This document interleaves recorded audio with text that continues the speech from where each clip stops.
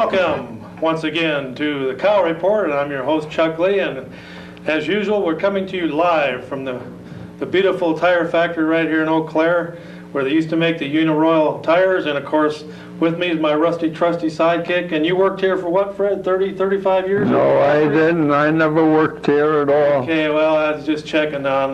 That's Fred Stafford, my rusty trusty sidekick. How you doing tonight, Fred? Good. Glad to see you again, Fred. Yes. And of course, this is a beautiful evening here in Eau Claire, and we're coming to you live. And as you know, Fred, tonight is Election Eve. Yes.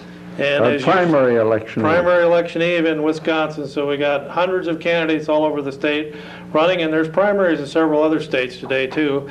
But we have a special hookup, Fred, and we've got the three presidential candidates on three lines tonight, and we're going to be talking to them. Yeah.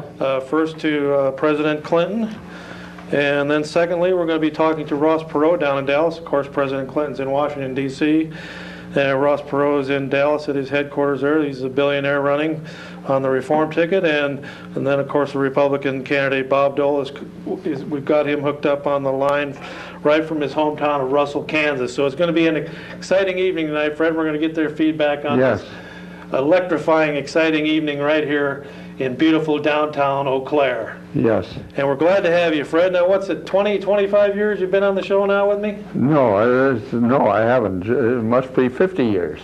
Well, good. Glad to hear it. You know, what's TV's only been on for 48 years. I know. All right, Fred, we're going to bring this edition of the Loyal Order of the Raccoons to order. Is there any new business, Fred? Yes.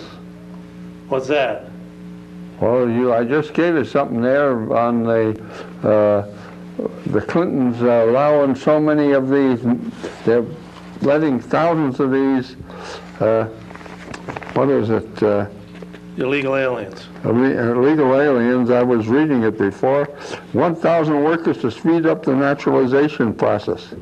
The IRS is doing that. Been increased to 165 million.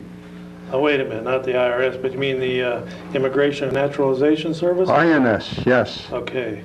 And they're speeding up their they now interview 2,500 people per day, up from 650 last year. Well, that's amazing, Fred. They're just running them through. They're probably bringing them up in cattle cars, right from south of the border, so they can vote. Conservative economist Georgie Ann Gaia writes, the process has become a fraud. People are becoming citizens, have no real knowledge of the country, and are looking on the citizenship as an economic welfare bond as opposed to a profound civic bond. Huh. Okay, Fred. Well, today is Monday, September 9th. And as you know, Fred, today is the feast of Saint Gorgonius. He was a martyr. It's also the national day in North Korea, and the name of today in Finland is Evert, Isto. All right, did you know, Fred, that 69% of the year is already gone? Quite a bit. We're in the 253rd day of the year already. And some important events that happened on this date in history. 19 years ago, Fred, on this date in 1977, the first TRS-80 computer was sold. That's just about 19 years ago, Fred. And many, many years ago, and you'll probably remember this like it was yesterday, Fred, 483 years ago in 1513, the Battle of Flodden Fields, England defeats James IV of Scotland. And of course, you know what happened after that. Mm-hmm. And significant persons born on this date in history, Fred. Yes. Let's see. Well, you remember Tom Wopat. I think he was on Starsky and Hutch, wasn't he? I don't know. He was born 45 years ago today. Joe Theismann, the football hero, quarterback for the Redskins, was born in 1949 on this date. And Jimmy the Greek Snyder got himself in some big trouble a few years ago. He was born 77 years ago today. And finally, Fred, we have Cliff Robertson, the actor, was born. He played PT 109, that movie, one of his most famous movies that he was in, and then he got in a little hot water and he was kind of blackballed from TV and the movies for a while. So Fred, there you have it on this date in history. Yes. And of course, you know, Fred, this program is brought to you by Flavin Pop. It is? And we like to tell people Where can they get it? where they can buy Flavin Pop. And there's only 2 places in the known world where you can buy Flavin Pop. Yeah, but they haven't been caught yet. One of them is that little gas station down there on the corner of Menominee and It's going to be closed. and It's Ferry closing Street. down. It's going out of business. And the other place is at Fine Funeral Homes Everywhere. And of course, you know why we started serving it at funeral homes. Because one day, one of the embalmers ran out of fluid, and he had a body that he had to get ready for a funeral that night. He opened up a bottle of Flavin Pop, and put it right in the veins, and it worked just perfectly, Fred. It embalmed that person, and that was 10 years ago. And you know, they dug him up the other day to see how he was doing, and it looks just like the day he was buried. What's his name? That was Johnny Cochran Jr. Johnny Cochran Jr. And they gave him some of that Flavin Pop instead of formaldehyde, and it worked just beautifully, Fred. It looks just like the day they buried him. He still has the rosy cheeks and everything. I don't believe that.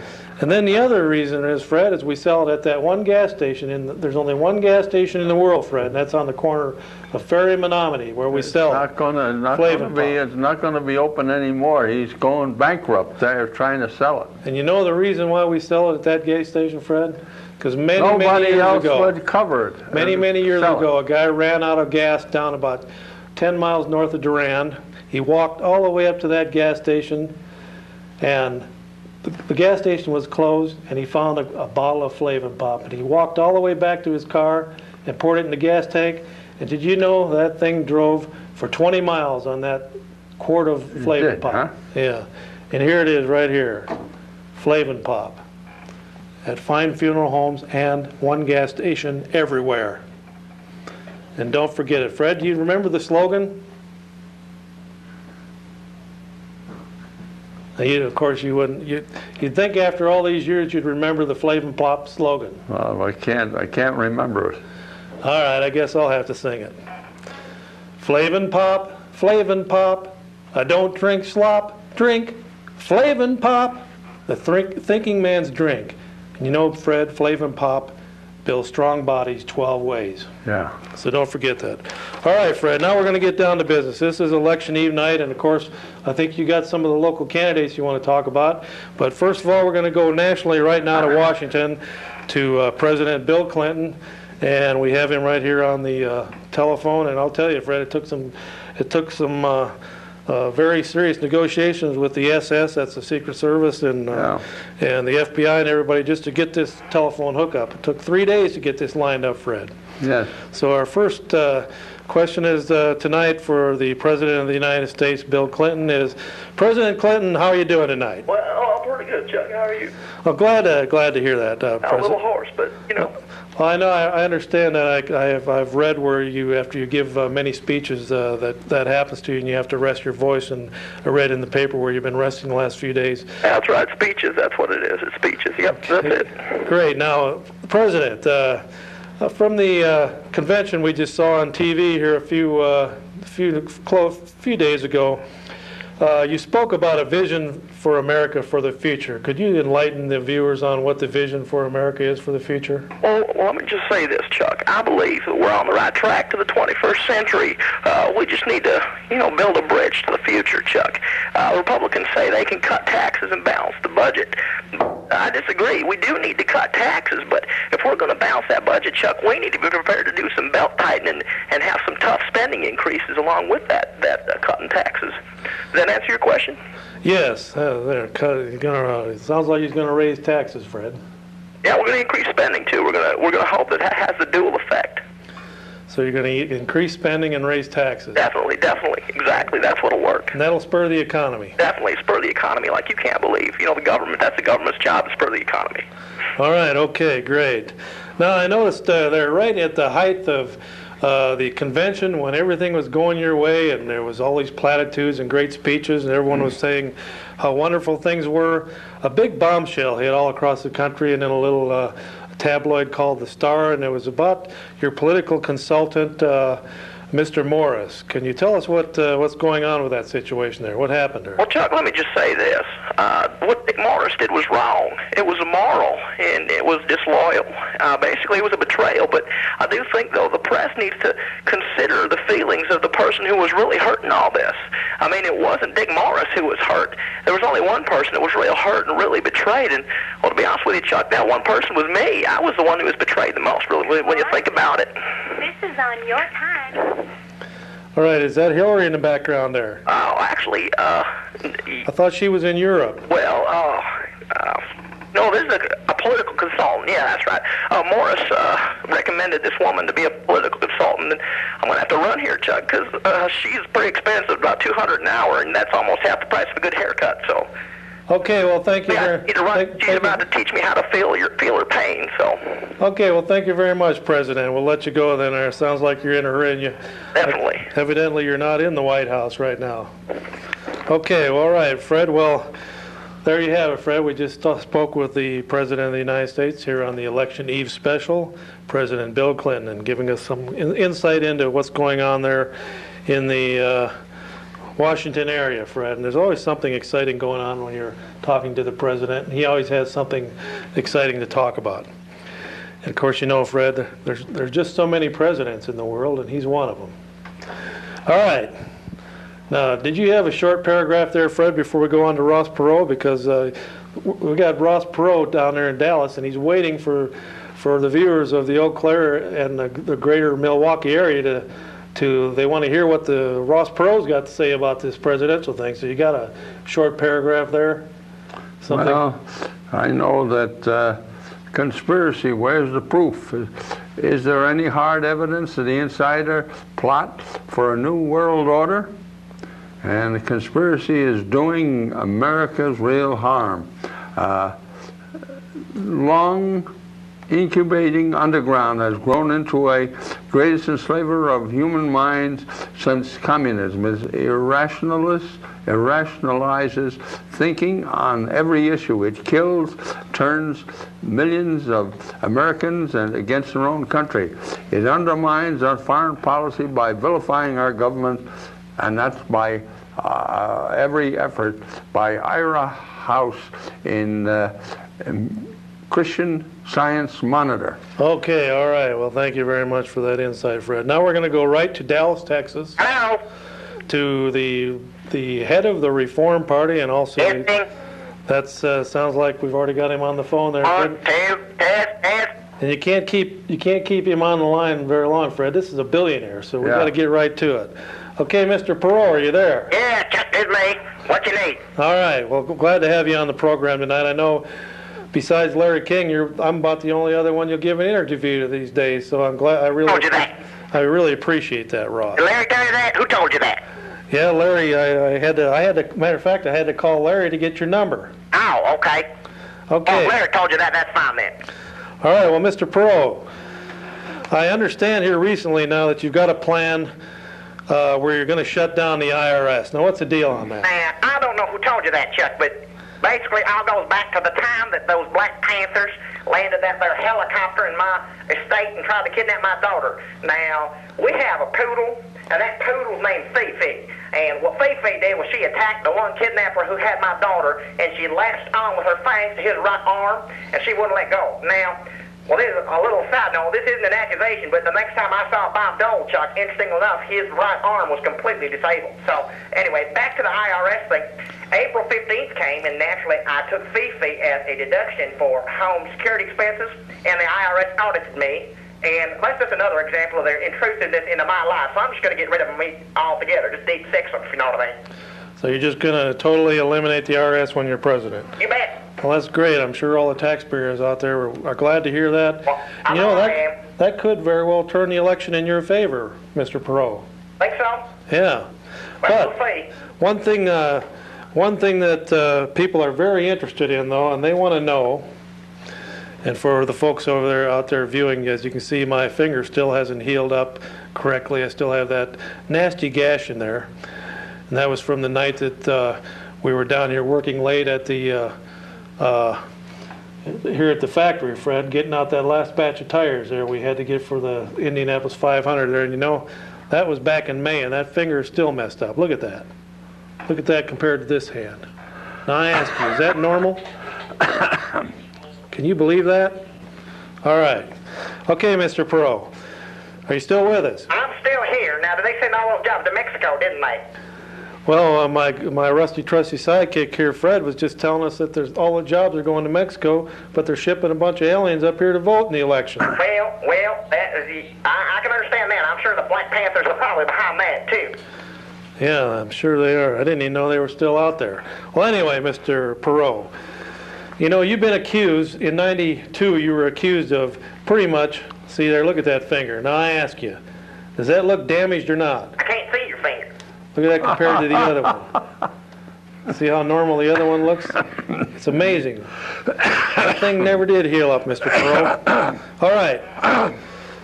Now, you've been accused of picking dorks for your vice president. Now, what's the deal? Are you going to pick a better vice president this time, or Well, Chuck, I haven't made a decision on that.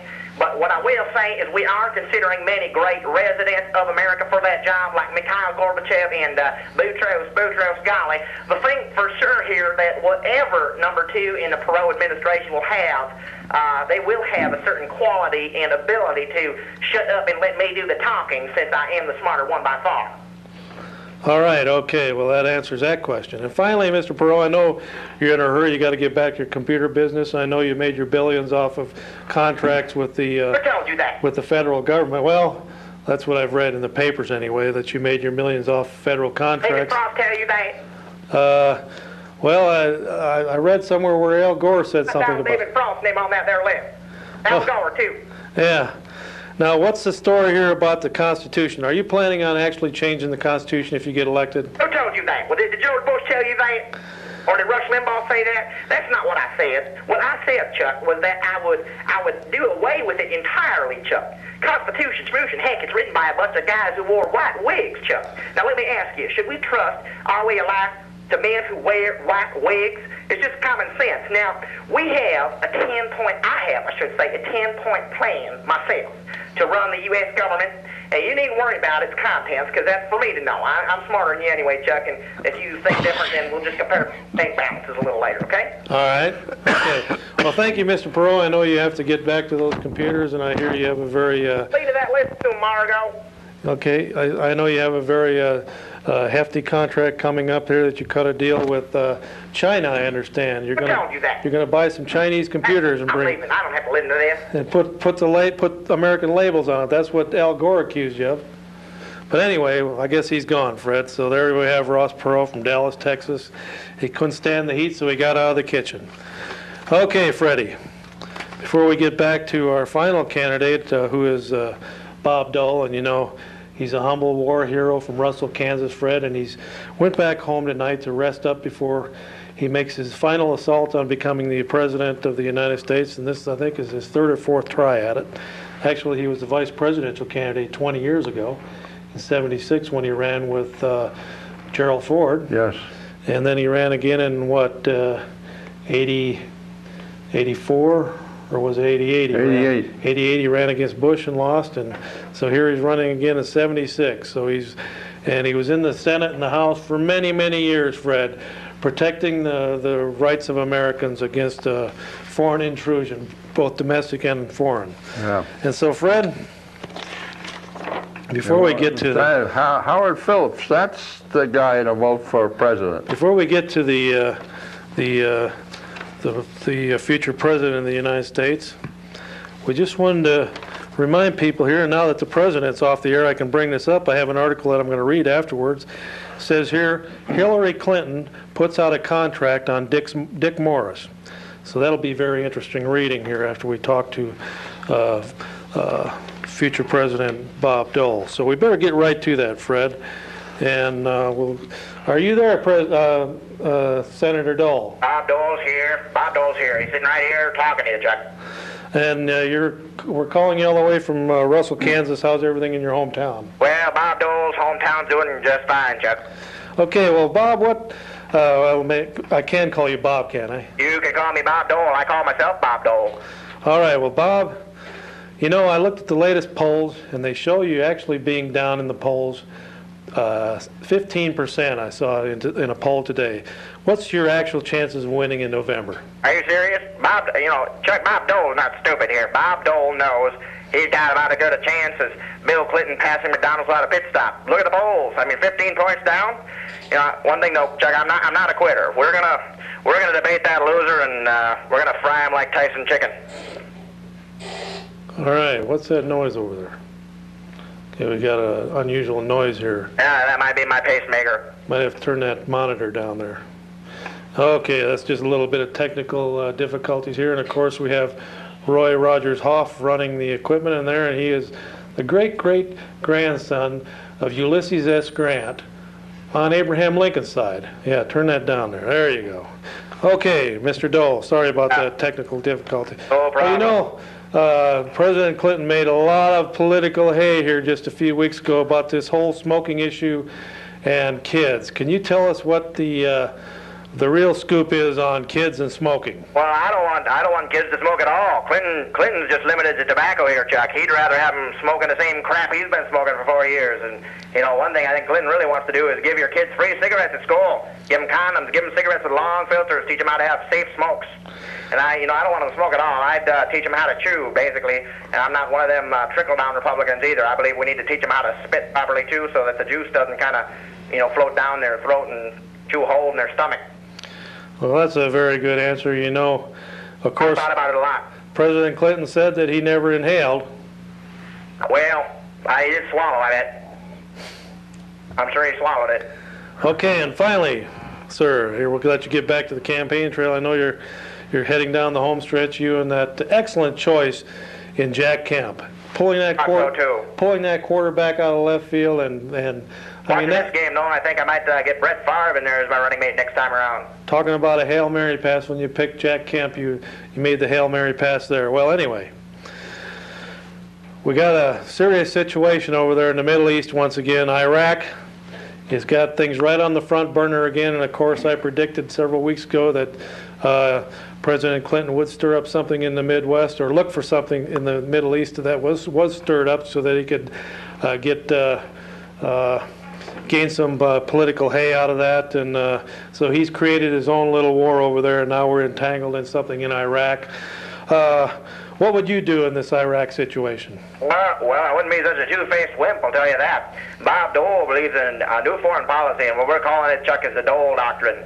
See, when I was a kid in Russell here, we used to have multiple choice tests when you'd have class, and you'd have the choice A and choice B and choice C and choice D, and sometimes you didn't always know what the right answer was, Chuck, but sometimes you knew what the wrong answer was, and you could eliminate the wrong answers. And growing up with all those wheat fields and all that fiber, we learned a lot about the process of elimination.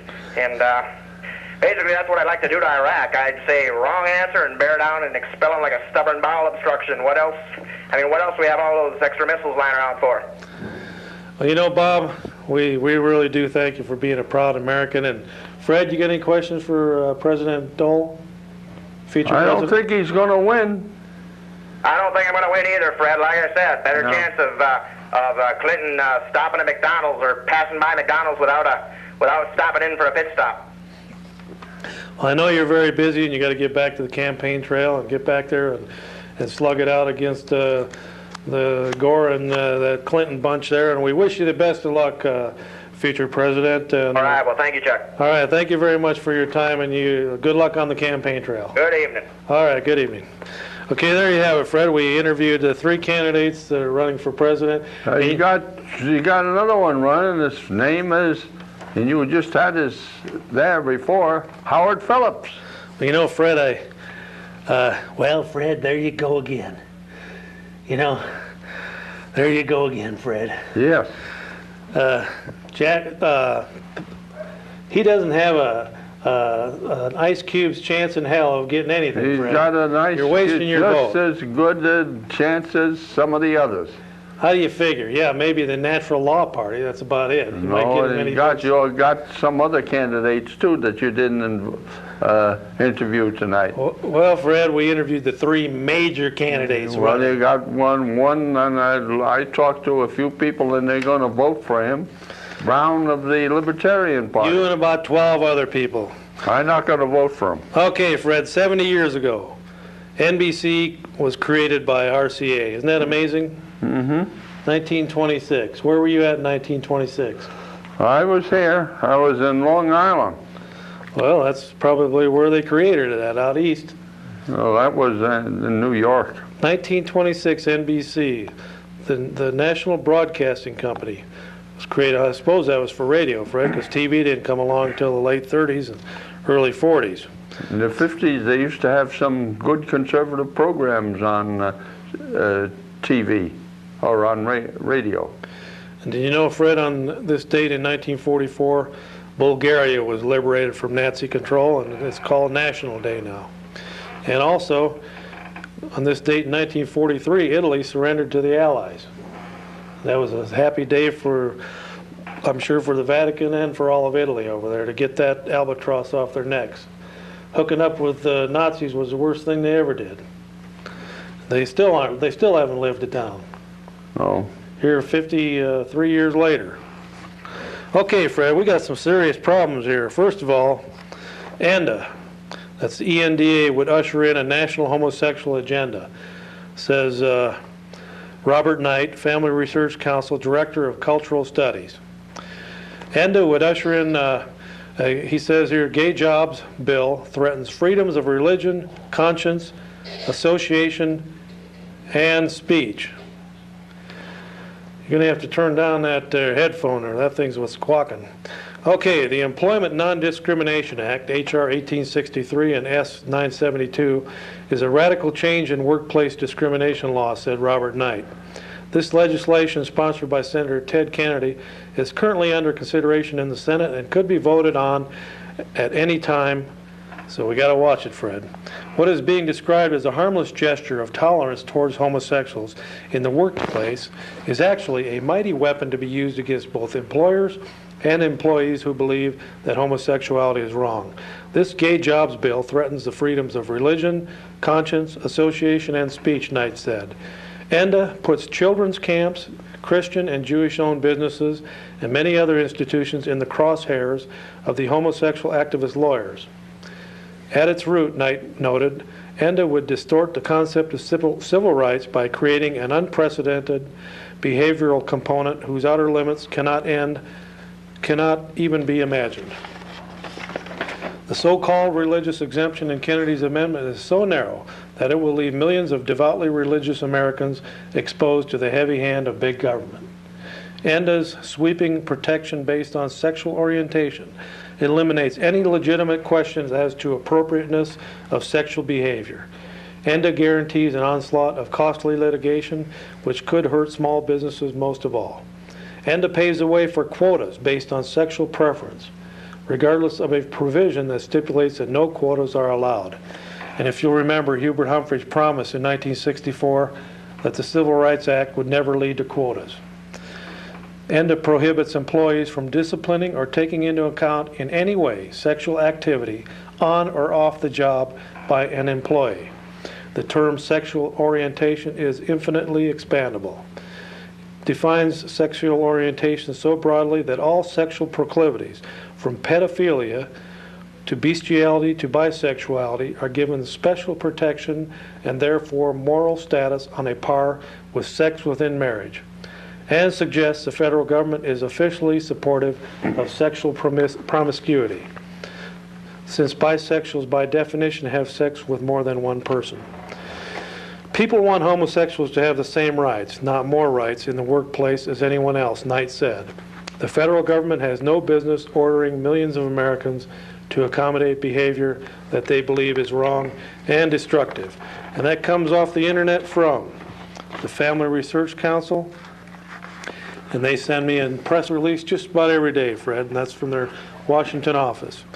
And so we're going to be accepting phone calls, and Roy Rogers Hoff, great-great-granddaughter of Abraham Lincoln on Ulysses S. Grant's side, will be putting up the phone number for those of you who would like to call in. And of course, right below the phone number there is our email address for those of you who would like to write us a message, and that's cows@discover-net.net.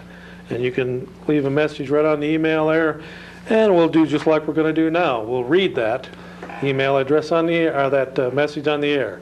And I'm going to read one, and then I'm going to quickly take a call.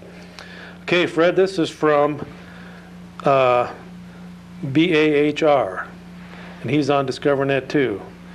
And the subject is Ello. He says, Ello, we are your fans. We watch your show on mine television. What is on your hat? Is that your raccoon? Just wondering. P.S. We know that you are Bartels and James in disguise. Your friends, Brian and Clint. And that was on my email. That was a letter that was mailed to us, Fred. Mm-hmm. Any response to that? Did you understand that German?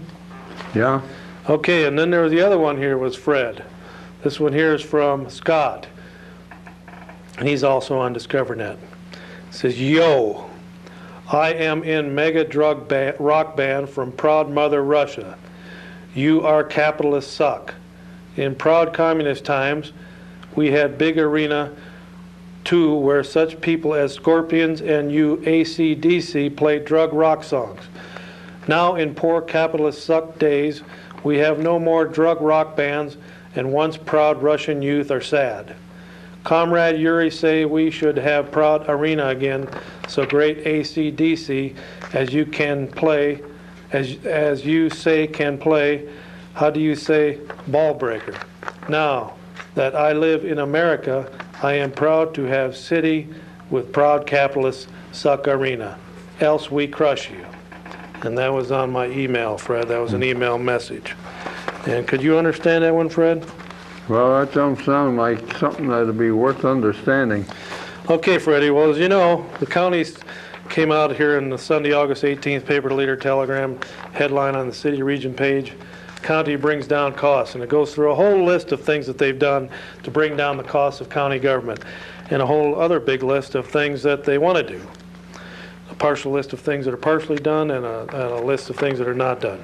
But isn't that a refreshing breath of fresh air, Fred, to hear where one government entity is actually looking for ways to pare down costs and to streamline government, as opposed to our city government, who's just totally on the other opposite end, Fred, looking for ways to blow the taxpayers' money, including $30,000, $40,000 arenas. How much? 40 million arenas by the time they get all the roads and everything in. So we better take a call on line one. We have somebody that's eagerly awaiting to talk to us, and of course we do ask for you to call in because we do enjoy your calls. Go ahead, caller, you're on the air. Hi, Chuck. Hello. Can I help you? I'm helping out with the 3rd District. I think Tim Bakken's going to be probably the best candidate for Gunderson's seat. And why is that? Because he's like from when he came into on that basketball and he sees for families and all that stuff. Well, yes, basketball and families go together. And all the families can gather around the TV and watch a basketball game or go down to the local arena and probably watch some semi-pro team with a bunch of 17-year-old snot-nosed kids playing basketball. And it'll only cost you $10 a night to go watch it. Isn't that amazing, Fred?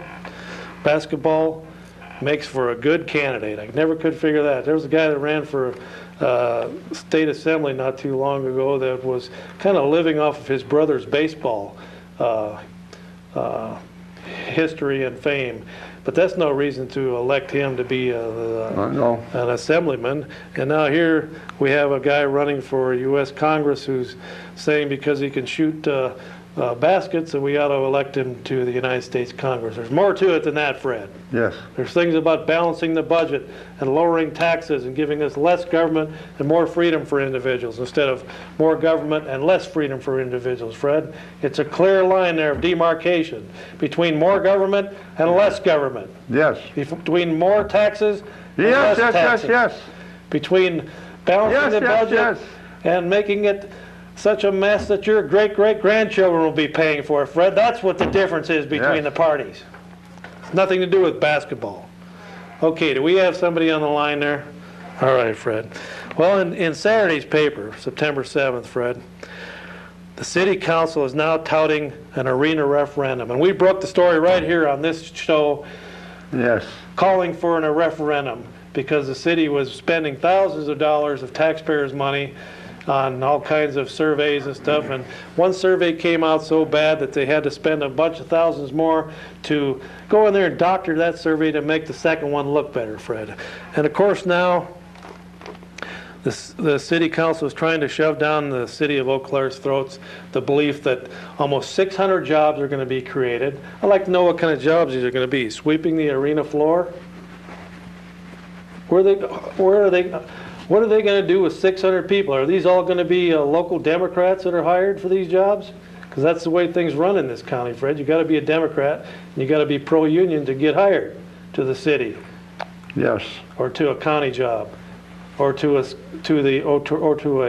school job in the school system in this town. You got to be union. You got to be pro-union or Democrat. And of course, at Chippewa Valley Technical College, you have to be a Democrat to get hired there too, Fred. It's just so one-sided, Fred. It makes me want to throw up. But this is a family show.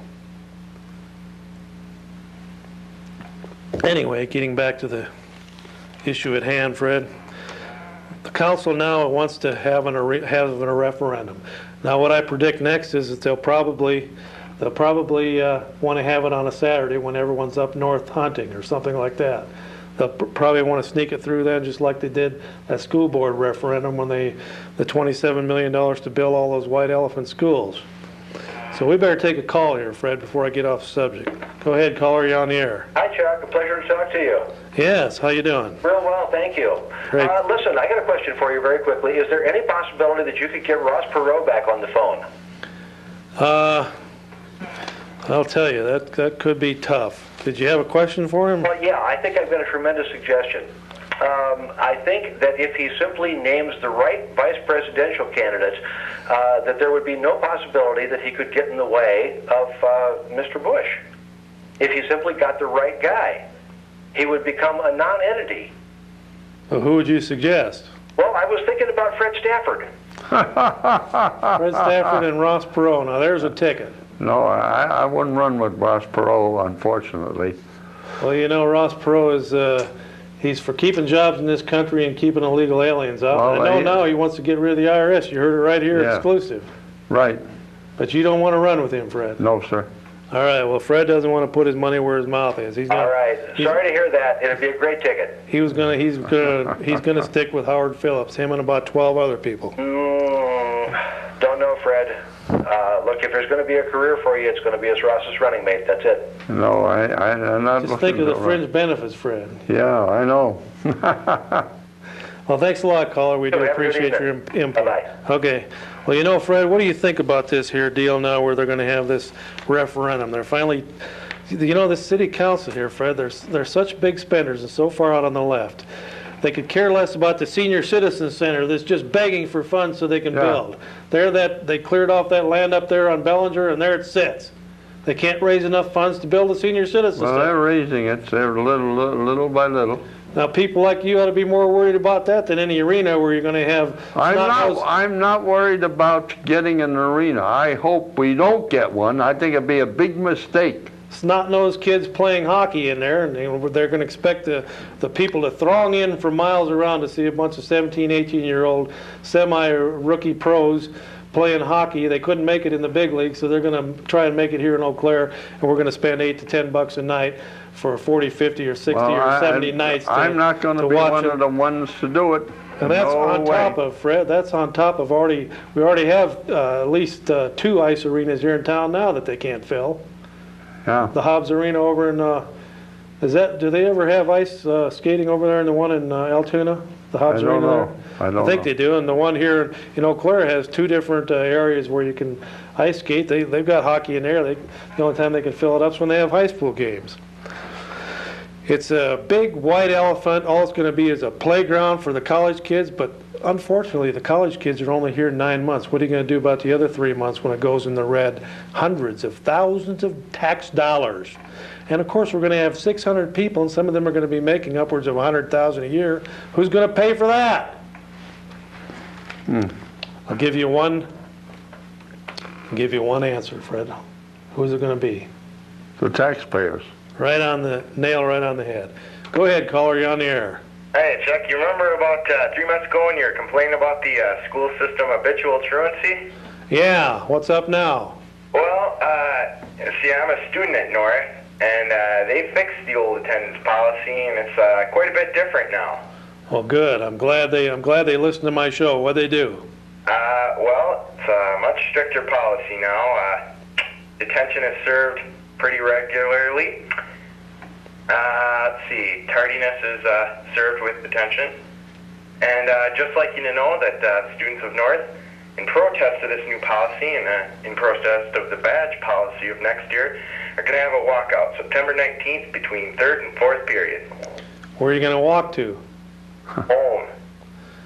Just for that one period, and then you're coming back, or what? Oh, no, we're going to walk out for the rest of the day. Now, what's this card policy you're talking about? Next year, we're going to have to wear badges around the hall. Every student is? Every single student. Boy, I bet the illegal ID business will really pick up now. Yeah, but who's going to have to pay for that? The students.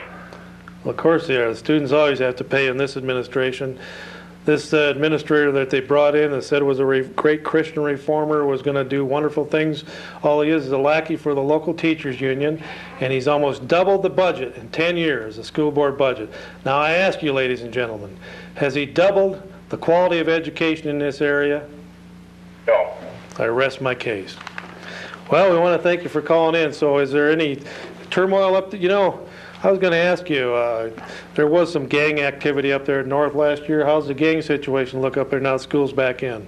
It looks pretty good. There's not much activity. In fact, there wasn't much last year. That was just kind of a whole spoof. It was? Yes, sir. Well, you know, the police have been playing it up here in town. Of course, they want to get 20 new cops, so you got to create a boogaboo somewhere. But what other way to create a boogaboo than to have a big race war going on between the Hmong and the whites and having gang warfare and everything on the streets of Eau Claire, so we can hire 20 new cops to deal with it? Oh, we already got 3 police officers roaming the halls of North High. You do? Yeah. They undercover? I don't think so. Well, I'm just warning you students up here, they've got some undercover narcs there in the hallways, so the best thing you can do is just get out of the drug business while you're still young so that it doesn't follow you the rest of your life. And we want to thank you for calling in. We do appreciate our students calling in. Fred, you know, we have a vast audience among the high schools here in town and the university, and of course our senior citizen friends that we protect on this show. And you know, Fred, we have to have our priorities in the right place. And number one is we've got to build a quality senior citizen center that will be the pride of the Chippewa Valley. Do you agree with that, Fred? You're getting to the point now where you've just retired and you want to go to the senior citizen center, and the way it's set up now, people can't get down there. It's on a very busy street. It's very dangerous to get in and out. Yes. There's only about 6 cars for parking. It's just a terrible situation down there. So the sooner the better for that. And I think the city is doing a disservice to the senior citizens who have paid the bulk of taxes in this city for many, many years, so that the city could squander it away on white elephants like the former Civic Center. You know, Fred, that city council gave great, glorious reports about how that Civic Center was going to create hundreds of jobs and bring in millions of dollars. You know, they had to, the city council, back when they had the conservative city council, had to give the thing away for $100,000 to Mr. Larson here in town. It was appraised at $1.1 million, and they gave it to him for $100,000, didn't even open it up for bidding. And now he's one of the people that's leading the charge to build another great white elephant over there on the confluence of the Eau Claire and Chippewa rivers. Fred, it's a travesty. Yes.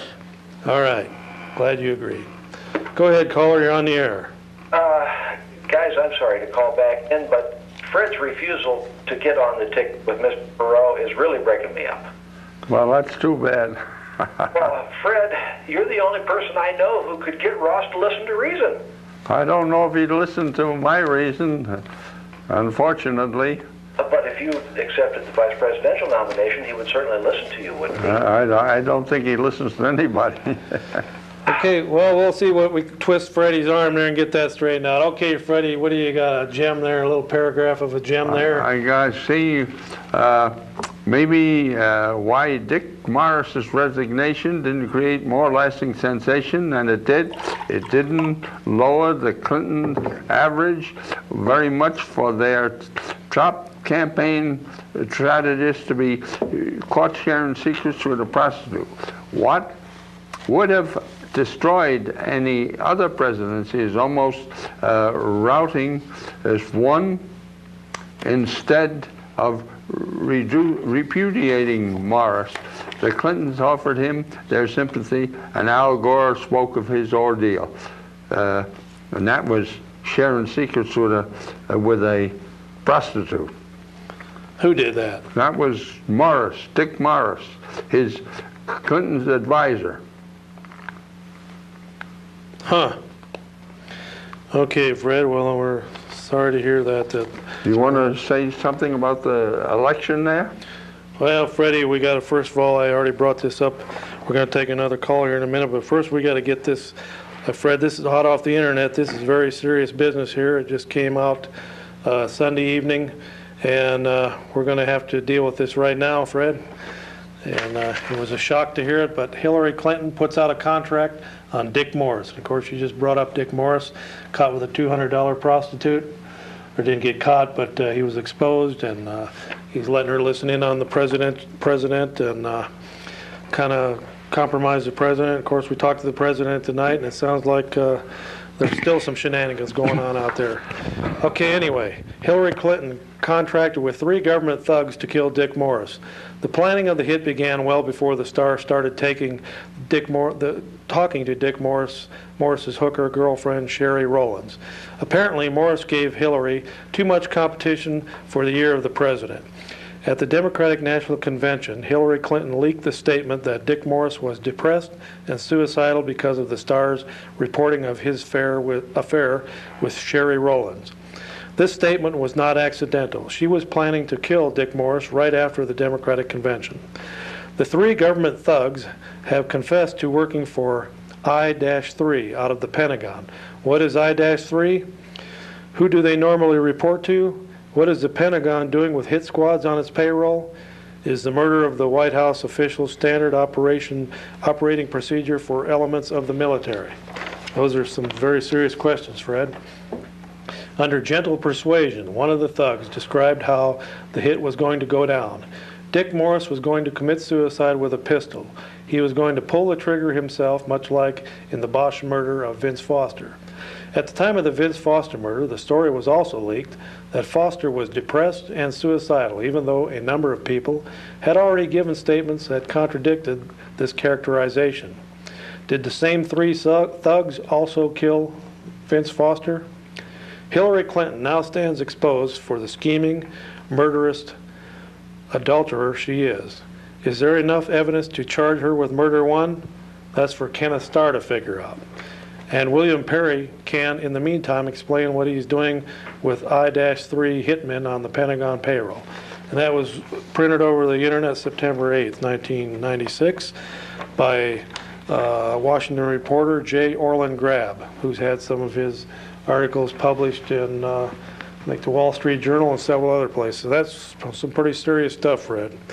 And I also read another serious thing about Mena, Arkansas, about where those drugs that were brought in.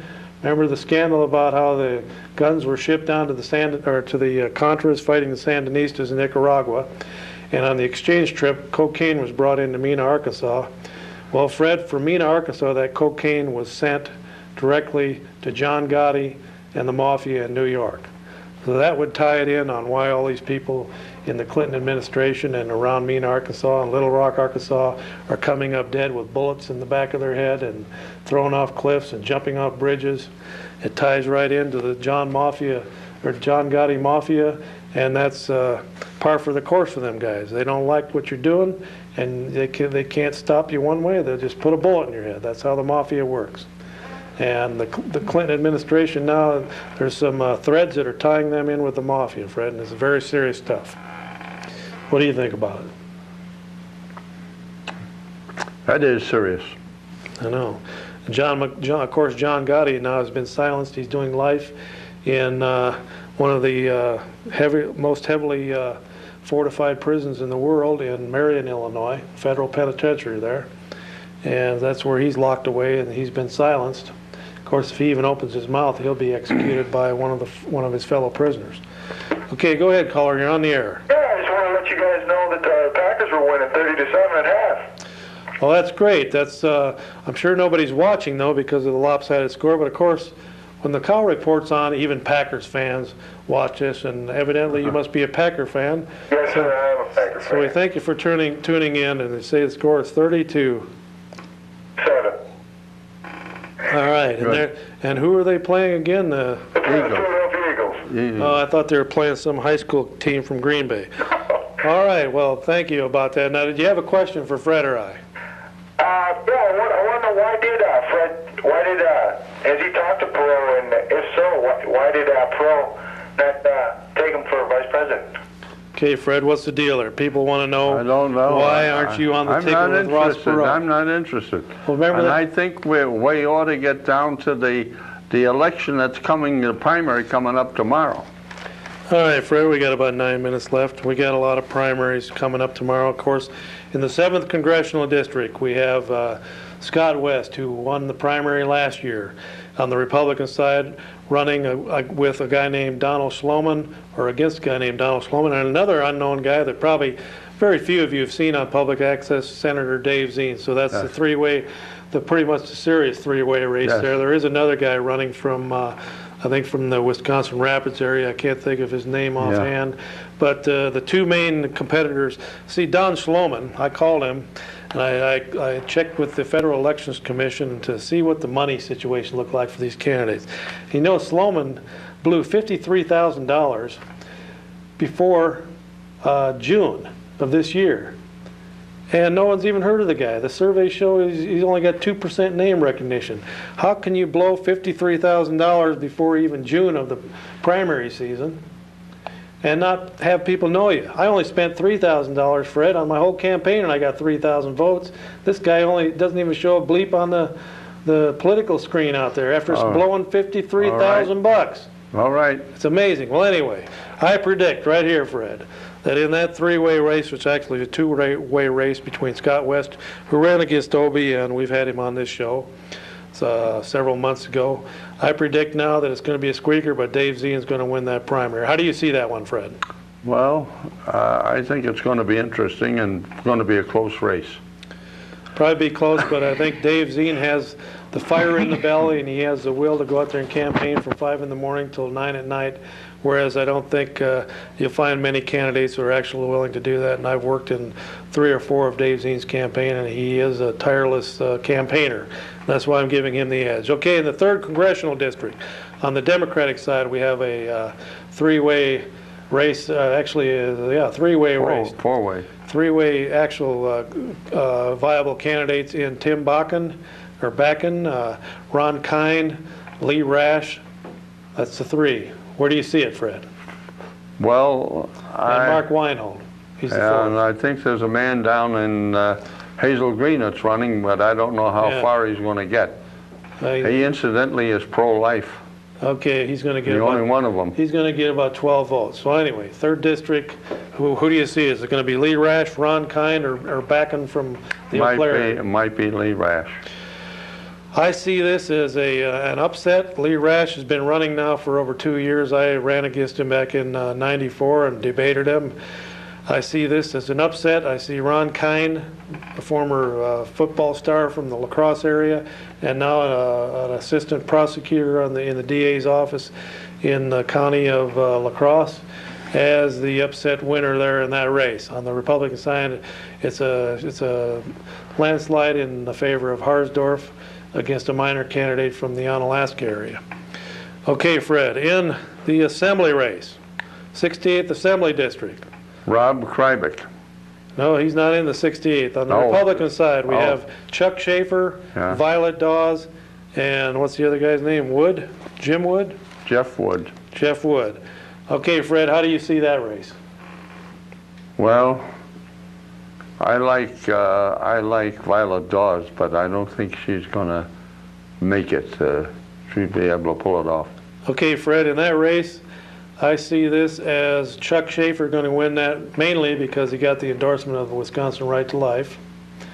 And they did a mailing over the weekend. Thousands of those went out to pro-life supporters throughout the district. He's been campaigning for well over a year. And even though Jeff Wood is a good young man, and so is Violet Dawes, I give the nod to Chuck Schaefer because of organization and hard work over the last year. And because of his campaign structure and the money that he's raised, I give the nod to him. Okay, on the Democratic side, we have another, we have a minister running against Dave Plombaum. How do you see that one, Fred? I can't think of the minister's name offhand. I can't think of his name either. I was so excited to have those three presidential candidates on the air, Fred, that I didn't even... You know, I was wondering, did the Leader Telegram do a printout this time about the ballot? Yes. I couldn't find one in the paper this time. I guess I didn't get that day's paper. Yes, I got it. You got it with you? No, I didn't. Okay, well, anyway, there's a Lutheran minister, I think it is, running against Dave Plombaum for the primary up there. How do you see that one, Fred? Well, I think, I don't know how well he's going to do, to be very frank with you. I think that our friend Plumbaum is going to win, and it's not going to be too close. Okay, Fred, a few weeks ago, there was an article in Leader Telegram where the three Republican candidates were complaining that somebody was switching their signs around, and yes. Wood signs were ending up in Schaefer's yard, and Violet Dawes signs were ending up in Wood's yards, and somebody went around and switched all the signs around, stole signs, and tore up signs. And then I got an anonymous call saying that was the Plombaum campaign that was doing it to confuse Republicans and cause enmity, which is strife and hatred amongst those three candidates, so that the Republicans would be in disarray after the primary. No matter who won, there would be three factions. They wouldn't be able to pull it together to have a united Republican challenge against Plombaum. So take that as what it's worth. It was an anonymous call. I don't have any other proof other than the caller saying that it was the Plombaum camp that did that. Okay, we better take a caller here, and then we'll talk about some more politics. Go ahead, caller, you're on the air. Thank you. Yes. Hi, Chuck. Hello. I have a question. Sure. Since 1951, I would like to know how much money the city council has given to a study for the downtown Main Street business or the complete downtown area.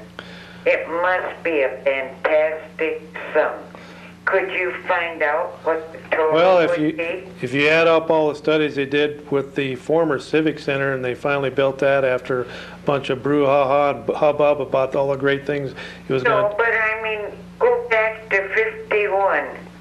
And every 2 years there's been a study, I believe, and money has been given to the downtown area.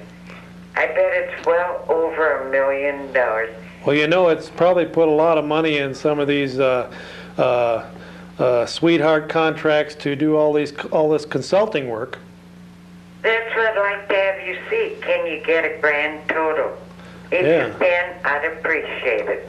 And thank you. Okay, thank you very much for your call, and also to see if there's been any collusion on who got the contracts. City tax increase on the horizon. Eau Claire city tax rates would increase about 11%, even if nothing new is added to the 1997 city budget, city manager Don Norrell predicted. I hope that's our worst case scenario. And of course, you know, he says here each new police officer would cost 42 grand, Fred, and each new fireman would cost almost 45,000. And they want 20 of each, Fred. So we're talking in the millions of dollars in new salaries there, plus the benefits and all the. And I'm sure once they get all these people hired, then they're going to have to build a bigger police station. Maybe they'll have satellite police stations all over the city. They have a pretty good sized police station there already. All we need is neighborhood watch situation there, and we'll clean up this city. Okay, well, Fred, we're down to that old time on the old watch says we got 2 minutes left. Rob Krybeck. Okay, and the Rob Krybeck race, there's nobody running against him. On the other side, there's a former campaign manager of the Dave Plumbaum campaign, and his name is Rich Postlethwaite, running on the Democratic side, and he doesn't have any opposition. So in that race, Fred, you can predict the general election on that one if you want. Is it going to be Postlethwaite or Rob Krybeck? Rob Krybeck. By a landslide. Okay, is there any other races we need to talk about, Fred? I don't know if there's any other local races that we can think of offhand here. There's a race over in Menominee to replace Al Baldus, and I don't know too much about that, but in the TV viewing area, this looks like it is. And of course, Fred, we got to watch that city council. You have to be diligent taxpayers, be vigilant, because there's a city council at work, and there's a school board at work, and there's a Chippewa Valley Technical College board at work, and to a lesser extent, a county board at work that want to get your tax dollars. They want to raise your tax bill on your home, and so that you have a lower standard of living. Don't let them do it. The school board was forced by the governor and Dave Zine to give you back on the average $300 on a $70,000 house. Don't let that city council take it away from you. And with that, we're going to leave you right here, and we want to thank you for tuning in. I've been Chuck Lee, your host of the Cow Report. With me, our rusty, trusty sidekick. And of course, we have Roy Rogers Hoff as the engineer. Adios, amigos, and amigettes. We'll see you right here again in 2 weeks live. Good night.